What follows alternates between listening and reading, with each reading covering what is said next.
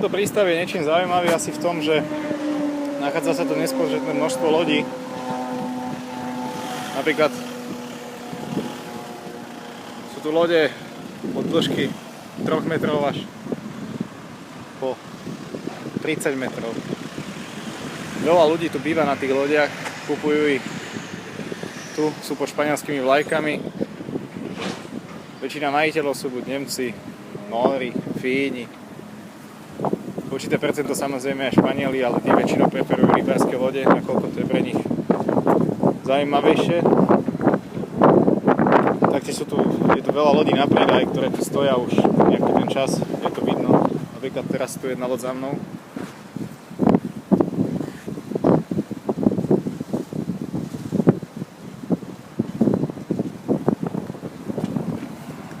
Taktiež je tu veľa lodí, ktoré využívajú potápacké kluby.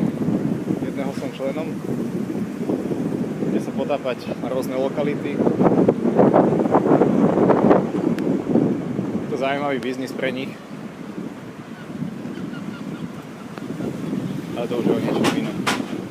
Za chvíľku sa dostaneme k môjmu pantalánu, kde je moja loď.